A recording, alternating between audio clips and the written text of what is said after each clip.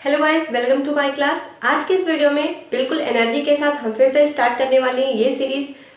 और हम इस सीरीज में डिस्कस करेंगे 10 क्वेश्चंस को, ठीक है, जो कि जीके, जीएस, करंट अफेयर के मिक्स क्वेश्चंस होंगे। और जहां जो चीज़ आपको ना समझ में आए वो चीज़ आप कमेंट बॉक्स में ड्रॉप कर सकते हैं, उसका आंसर आपको ज़रूर मिलेगा। तो चलिए टाइम ना वेस्ट करते हुए स्टार्ट करते हैं आज की वीडियो को। सबसे पहला क्वेश्चन हमारा क्या है, जास्कर, काराकोरम, लद्दाख और शिवालिक, इनको क्या करना है, हमें उत्तर से दक्षिण के क्रम में लगाना है। ऐसे क्वेश्चन आप सभी अवेयर होंगे कि ऐसे क्वेश्चन एग्जाम में आजकल पूछे जाते हैं, ठीक है। तो देखिए इसको हम अरेंज कैसे करेंगे। पहले तो हमें पता होना चाहिए कि सबसे नॉर्थ में और सबसे साउथ में कौन सा है।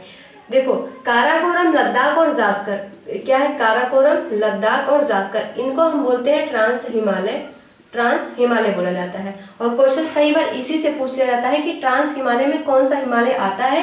ऑप्शन आपको दिए जाए कि इनमें से कोई एक ऑप्शन आपको वहां मिलेगा, तो वहां आप उसको मार्क कर सकते हो, ठीक है। तब यहाँ पर पूछा जा रहा है कि इन सभी चारों जो दिए गए हैं अलग अलग रेंजेस, इनको क्या करना है, उत्तर से दक्षिण के क्रम में लगाना है, ठीक है। तो पहले ये जानो कि जो काराकोरम, लद्दाख और जास्कर होता है, उत्तर से दक्षिण का क्रम इनका ये होता है और इसको बोलते हैं हम ट्रांस हिमालय। ये तो हो गया ट्रांस हिमालय। अब इसके नीचे आता है महान हिमालय, फिर आता है मध्य हिमालय, फिर आता है शिवालिक श्रेणी। तो ये दोनों तो नहीं, लेकिन ये हमें ऑप्शन में दे रखा है, तो सबसे साउथ में क्या हो जाएगा, शिवालिक श्रेणी हो जाएगा, है ना।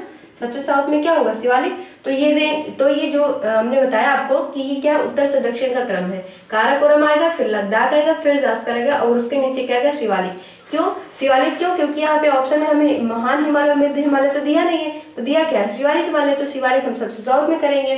अगर मान लो यहाँ पर हमें महान हिमालय दे रखा होता तो ट्रांस के नीचे हम महान हिमालय कर देते। अगर महान ना देकर के हमें जो है मिडिल हिमालय दिया होता तो हम इसके नीचे मिडिल हिमालय करते। लेकिन हमें जो ऑप्शन दिया उसी के हिसाब से हमें इसको अरेंज करना है, ठीक है। तो ये था पहला क्वेश्चन, पहला ही क्वेश्चन आज का दमदार है, ठीक है। तो अच्छे से इसको समझना। नेक्स्ट क्वेश्चन क्या है, यूपी के बाद ऐसा कौन सा राज्य है जिसकी सीमा सर्वाधिक राज्यों से शेयर होती है। क्वेश्चन आपसे एग्जाम में यही पूछा जाता है कि ऐसा कौन सा राज्य जिसकी सीमा सर्वाधिक राज्यों से लगती है। लेकिन मैंने क्वेश्चन को यहाँ पर पहले ही रख दिया कि यूपी तो लगता ही है, लेकिन इसके बाद कौन सा ऐसा राज्य है जिसकी सीमा हाईएस्ट मतलब सबसे ज्यादा राज्यों के साथ शेयर होती है। तो ऐसे क्वेश्चन आगे बन सकते हैं, तो इसलिए इसको पहले ही प्रिपेयर करिए आप लोग।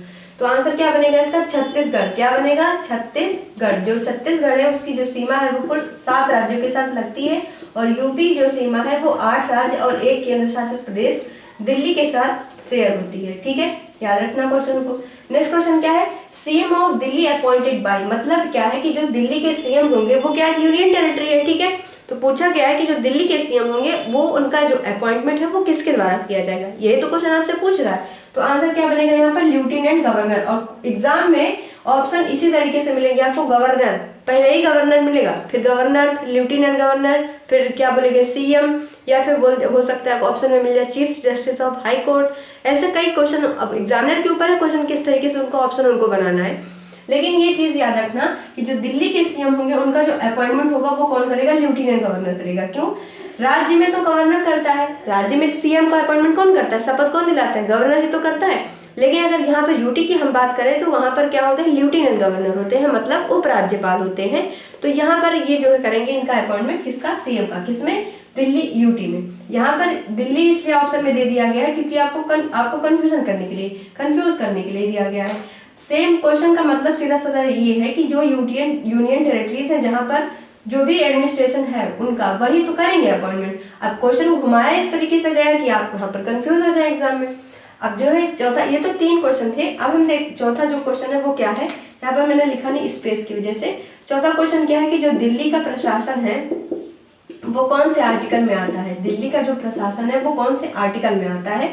तो इसका जो आंसर बनेगा वो क्या बनेगा, 239AA, 239AA, ठीक है। अगर हम आपसे क्वेश्चन ये बन जाए कि जो यूनियन टेरिटरीज होती हैं उनके प्रशासन के लिए आर्टिकल क्या होता है, तो 239 होता है। लेकिन यहाँ पे दिल्ली दिया गया है केस, दिल्ली का जो ऑप्शन है, इसलिए यहाँ पर आर्टिकल क्या बन जाएगा, 239AA, क्योंकि ये तो मेन आर्टिकल है, इसी आर्टिकल के अंदर ये आता है, ABC ऐसे करके आता होगा। तो 239 तो मेन है, यहाँ पे सभी यूनियन टेरिटरीज की बात होती है, यहाँ पे एडमिनिस्ट्रेशन की बात होती है। लेकिन क्वेश्चन में सिर्फ दिल्ली पूछा गया तो यहाँ पर आंसर की चेंज हो जाएगा और हो जाएगा 239AA। ये इसका आंसर बनेगा, ठीक है।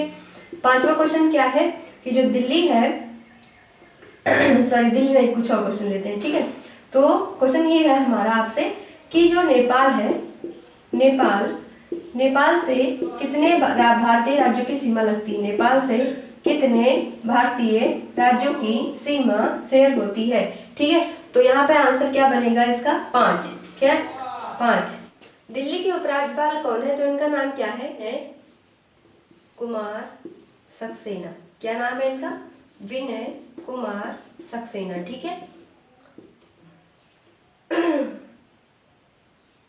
विनय कुमार सक्सेना, इनका नाम आपको याद रखना है। और यही क्या करेंगे, दिल्ली के जो सीएम होंगे उनका जो अपॉइंटमेंट होता है इन्हीं के द्वारा वो किया जाएगा। ठीक है, मतलब ये क्या है, उपराज्यपाल है, तो उपराज्यपाल ही क्या करते हैं, दिल्ली के जो सीएम होते हैं उनका अपॉइंटमेंट करते हैं। ओके, ठीक है। नेक्स्ट क्वेश्चन क्या है, लोकसभा और राज्यसभा की जो संयुक्त बैठक होती है उसके लिए हमारे संविधान में कौन सा अनुच्छेद होता है? तो आर्टिकल नंबर 108 आता है। ये आर्टिकल बहुत इंपॉर्टेंट है, याद रखना इसको। नेक्स्ट क्वेश्चन क्या है, G20 2023 का अध्यक्ष कौन होगा? तो यहाँ पर आंसर क्या बनेगा? इंडिया होगा। ठीक है, नेक्स्ट क्वेश्चन क्या है, एनसीसी के ब्रांड एम्बेसडर कौन है? तो यहाँ पर आता है कौन? 7 से कुछ समझ आया? कौन है? MS धोनी है। क्या है? MS धोनी है, जो कि क्या ब्रांड एम्बेसडर है क्या इसके? एनसीसी के, नेशनल कैडेट कोर। ठीक है, कंट्री ऑफ लेक किसको कहा जाता है? अगर पूछा जाए सिटी ऑफ लेक इंडिया की बात आती है तो वहां पर आता है नैनीताल, लेकिन अगर पूछा जाता है कंट्री ऑफ लेक तो यहाँ पर आंसर क्या बनेगा? फिनलैंड बनेगा। क्या बनेगा? फिनलैंड। ठीक है, और यहाँ पर शासन अभी किसका है? यहाँ के हेड कौन है अभी प्रेजेंट में? तो उनका नाम क्या है? सना मरीन। क्या नाम है उनका? सना मरीन।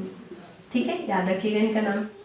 और ये तो थे आज के हमारे 10 क्वेश्चन जो कि हमने अच्छे से डिस्कस किए। इन 10 में से जो चीज़ आपको डाउट में है वो चीज़ आप कमेंट बॉक्स में जरूर लिखिएगा, उसका आंसर आपको जरूर से मिलेगा। ठीक है, तो चलिए मिलते हैं अगले लेक्चर में फिर से 10 क्वेश्चंस के साथ और अच्छे से उसको फिर से हम डिस्कस करेंगे। ओके, रूटीन को बिल्कुल फॉलो करिए, रूटीन बीच में मत बिगाड़िएगा अपना। ठीक है, मिलते हैं अगले लेक्चर में, तब तक के लिए थैंक